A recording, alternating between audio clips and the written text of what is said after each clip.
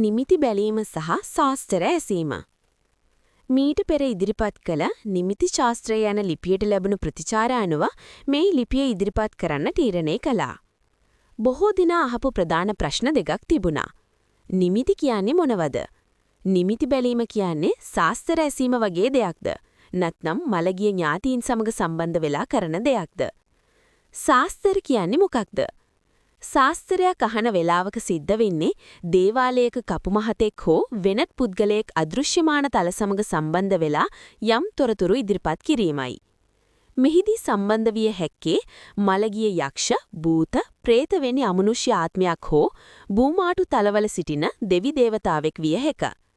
මෙම තොරතුරු ලබා දීම ආරූඪයක් ඇතිව හෝ නැතිව සිදුවිය හැකි අතර සම්බන්ධ වන ආත්මයේ ස්වභාවය තොරතුරු ලබා දෙන පුද්ගලයාගේ දක්ෂතාවය මත ශාස්ත්‍රීයක නිවැරදිභාවය වෙනස් විය හැක.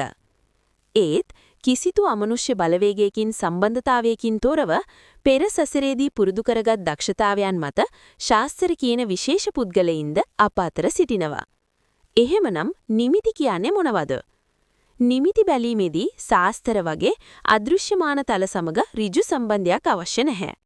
නිමිති අත්දැකීම ඇති අය දන්නවා ඇති ගහක නමක්, මලක නමක්, ඉලක්කම් වගේ විවිධ සරල ක්‍රම භාවිතා කරමින් තොරතුරු ගලපා ඉදිරිපත් කරන ආකාරය.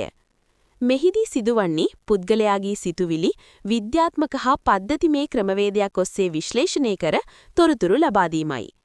මෙම ක්‍රමවේද සරල සිට සංකීර්ණ දක්වා වෙනස් විය හැක.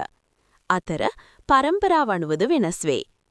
අදෘශ්‍යමාන තල සමග සම්බන්ධ නොවන නිසා බොහෝ අවස්ථාවල නිමිති මගින් ලැබෙන තොරතුරු ශාස්ත්‍රයකට වඩා නිවැරදි වීමේ ප්‍රවණතාවය වැඩි. ඒත් ඊතා පිරිසිදුව හා යහපත් අමනුෂ්‍ය බලවේග සමග නිවැරදිව ශාස්ත්‍ර කියන ස්ථානක් තිබෙන බව සඳහන් කළ යුතුය. නිමිති නොදන්නා අයට වැදගත් පණිවිඩයක්. නිමිත්තක් බැලීමට ගිය විට ඔබගේ ගැටලුව මුලින්ම කියන්න එපා. නිමිත්ත බලන පුද්ගලයා ඔබගේ ගැටලුව සම්බන්ධ සාධාරණ තොරතුරු ඉදිරිපත් කරන තුරු ඉවසන්න. ඊට පසු ඔබගේ ගැටලුව විවෘතව සාකච්ඡා කළොත් හේතු, විසඳුම්, පිළියම් නිවැරදිව ගලපා ගන්න පුළුවන්. බොහෝ විට මේ පිළියම් සරල, පහසු, නමුත් ඊට සාර්ථක වේ. ඇතැම් අවස්ථාවල සංකීර්ණ පිළියම් අවශ්‍ය වීමත් නැතුවම නොවේ. දුරකථන මගින් නිමිති බැලීම. දුරකථන ඇමතුම් මගින් නිමිති බැලීමට බොහෝ ඉල්ලීම් ලැබුණත් ඔබගේත් මගේත් යහපත පිණිස ඒවා ප්‍රතික්ෂේප කිරීමට සිදුවිය. ඉදිරියේදී මේ සඳහා නිසි වැඩපිළිවෙලක් ඉදිරිපත් කිරීමට බලාපොරොත්තු වෙමි. කෙසේ වෙතත් පැමිණ නිමිත්තක් බැලීම ඊට යහපත් බව අවධාරණය කරමි. ඒ ඔබගේත් මගේත් යහපත පිණිසමයි.